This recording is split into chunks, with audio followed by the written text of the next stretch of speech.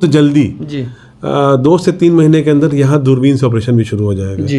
ये प्रक्रिया शुरू हो जाती है। एम्बामिंग करने से क्या होता है, बॉडी प्रिजर्व हो जाती है। फिर वो साल 2 साल 3 साल तक बॉडी है जो स्वेच्छा से हमारी, जिसने स्वेच्छा से दान किया है। और इससे क्या होगा, गाजीपुर के और भी लोग उससे प्रेरित होंगे कि देहदान एक बहुत ही पुण्य कार्य है। दोस्तों अभी हम हैं ये गाजीपुर मेडिकल कॉलेज जो है, और इसका यहाँ पर बोर्ड भी लगा है, राजकीय मेडिकल कॉलेज गाजीपुर, और कार्य प्रारंभ जो है बन चुका है। और ये देखिए अपने कैमरा पर्सन से कहेंगे कि इसका जो है गेट है, मुख्य द्वार जो है महर्षि विश्वामित्र स्वशासकीय राजकीय चिकित्सा महाविद्यालय गाजीपुर, ये गाजीपुर का मेडिकल कॉलेज है। और हम चलेंगे अंदर और यहाँ पर चल कर के कुछ जानकारियाँ लेंगे प्रख्यात सामाजिक कार्यकर्ता ब्रजभूषण दुबे के जो पिता जी का पार्थिव शरीर का जो देहदान हुआ था उसी के बारे में चल करके।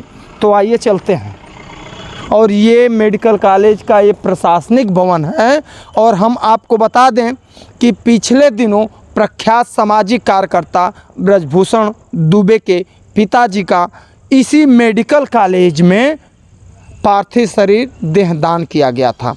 दोस्तों इस मेडिकल कॉलेज जनपद का ये मेडिकल कॉलेज आज इतिहास के स्वर्णिम अक्षरों में यहाँ देहदान करने की प्रथा को अंकित कर दिया गया है। और उस पार्थिव शरीर के द्वारा मेडिकल के छात्र जो हैं बच्चे अब पढ़ाई करेंगे।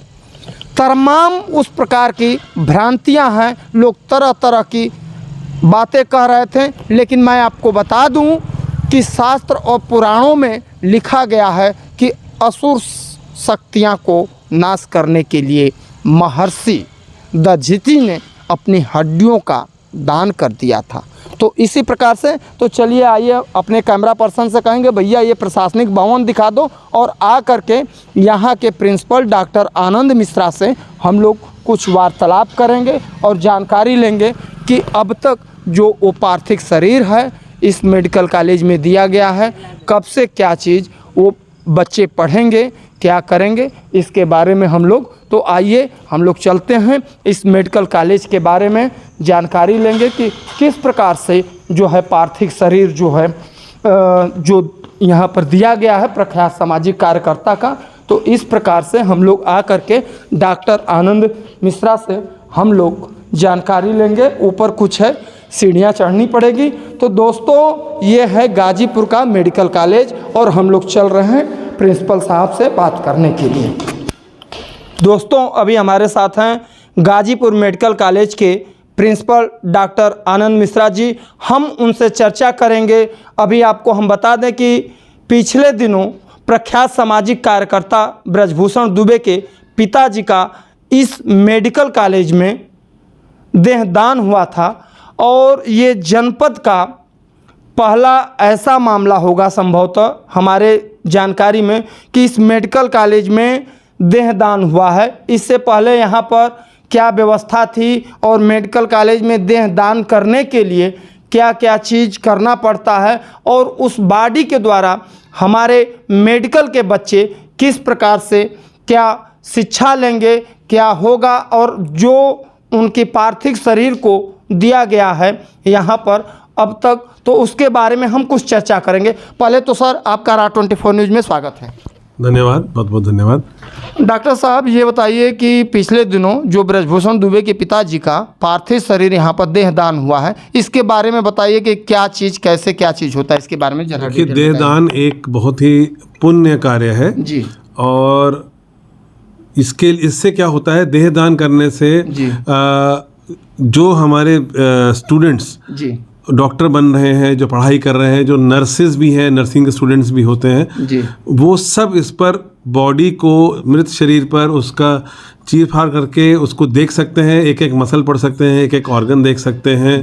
ठीक है, जीवित गतिविधि नहीं देख पाएंगे, वो तो आप उसमें चीर फाड़ नहीं कर सकते, लेकिन आपको अगर इनसे बच्चों को क्या शिक्षा मिलती है कि आगे चल के कैसे, किस ऑर्गन कहाँ है, किसका ऑपरेशन करना है, किस पर कैसे दवाई का क्या असर होगा, वो सब पूरा रूट जो है सब दिखाई देता है, इसमें सब कुछ पता चलता है। और बच्चों के अध्ययन के लिए एक मानव शरीर का होना अति आवश्यक है। और ये जागरूकता कि आदमी अपना देहदान करे, ये बहुत बड़ी बात है। गाजीपुर में हमारे पास पहले भी बॉडीज थी, लेकिन वो सब अनक्लेम्ड बॉडीज थी।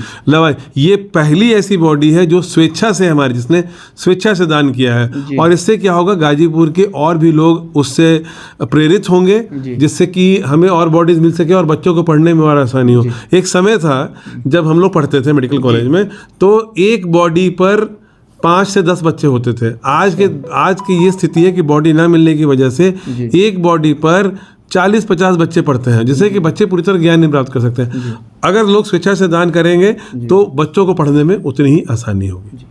डॉक्टर साहब, एक जैसे बात ये है कि अभी आपके प्रथम ईयर्स के जो बच्चे चल रहे, मतलब यहाँ पर जो क्लास चल रहा होगा, तो जो ये पार्थिव शरीर यहाँ दान दिया गया है, तो इसी सत्र से मतलब होगा कि कैसे, मतलब क्या चीज़ करेंगे? देखिए, जो पार्थिव शरीर मिला है वो उसी सत्र से शुरू हो जाता है, क्योंकि आपको मैंने बताया कि अब हमारे यहाँ बॉडीज आ रही हैं, और जैसा कि ये स्वेच्छा से शरीर दान हुआ है, इससे और भी लोग प्रेरित होंगे और लोग दान करेंगे और बॉडीज आएंगी, तो ये बॉडी का यूज़ तो साथ के साथ ही हो जाता है। साथ में मतलब पहले साल से ही जो बच्चे पढ़ना, पहले साल ही में बच्चों को पढ़ाया जाता है।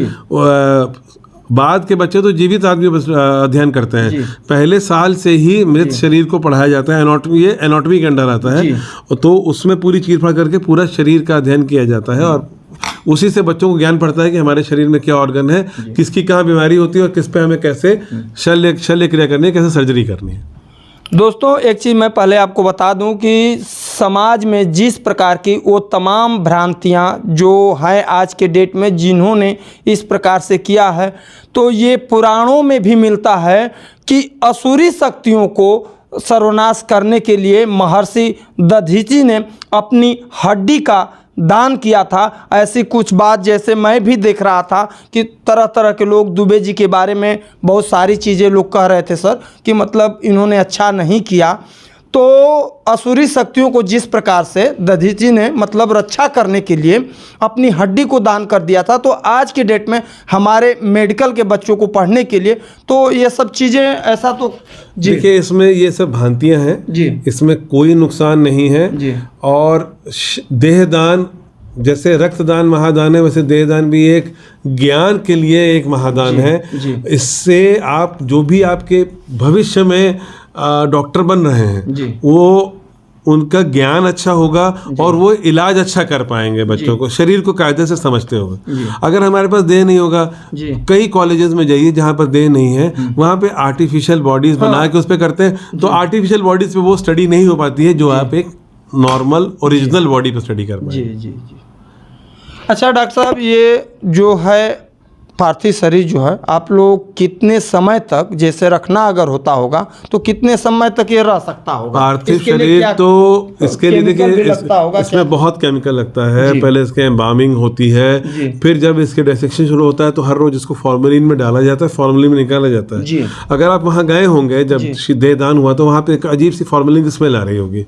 यहाँ पर तो मैंने नहीं, लेकिन जब मैं BHU में माता जी का हुआ था, तो BHU में मैं पूरा अंदर तक, जहाँ पार्थिव शरीर के साथ साथ जहाँ पर बच्चे अंदर, मैं समझिए उस समय 11-12 बज रहे थे रात में, अब अकेला हिम्मत बांध करके वहाँ पर जाकर कुछ वीडियो मेरे हैं, उसमें मैं जब माता जी का हुआ था तो वो डाला था तो देखा था। तो अब लेकिन केमिकल के बारे में हम लोगों को जानकारी नहीं है। फॉर्मेलिन में बॉडी डिबो के रखी जाती है, जब उसकी पहले तो एम्बामिंग करते हैं, एम्बामिंग करने से क्या होता है, बॉडी प्रिजर्व हो जाती है, फिर वो साल 2 साल 3 साल तक नहीं खराब हो सकती है। फिर उसका जब उसकी डिसेक्शन शुरू हो जाता है, तो उसको जो है प्रॉपरली फॉर्मेलिन में डाला जाता है, निकाला जाता है, और फिर जब वो बॉडी पूरी स्टडी हो जाती है, तो सम्मान सहित उस बॉडी को जमीन में गाड़ दिया जाता है। उसके बाद उस बॉडी की हड्डियां जब फिर कुछ एक समय के बाद निकाल के उस पर भी अध्ययन किया जाता है। हाँ, यही तरीका है। अच्छा, हम लोगों ने ऐसे ही पढ़ाई की है। जी। देखिए, डॉक्टर साहब ने बहुत बड़ी बात बताया है, और जो भी तमाम भ्रांतियां हैं, और इस तरह से भैया किसी को न किसी को आगे तो बढ़ना पड़ेगा, और ये सब कुछ नहीं है, और तभी हो सकता है। और जिस प्रकार से दुबे जी ने किया है, ये बहुत बड़ा प्रयास है और बच्चों के लिए। और सबसे बड़ी बात यह है कि हमारे गाजीपुर मेडिकल कॉलेज में ये स्वर्णिम अक्षरों में और यहाँ के बच्चे पढ़ करके टॉप स्थान पर जाएंगे। डॉक्टर साहब, अभी तो मान लीजिए 6-7 महीना 8 महीना आपको हुआ चार्ज लिए हुए, 1 साल हो गया। अब ये बताइए कि बहुत परिवर्तन मैं मेडिकल कॉलेज के लिए देख रहा हूँ, बहुत आपने संघर्ष किया है। यहाँ पर जैसे देहदान की तो व्यवस्था मान लीजिए स्टार्ट हो गया है।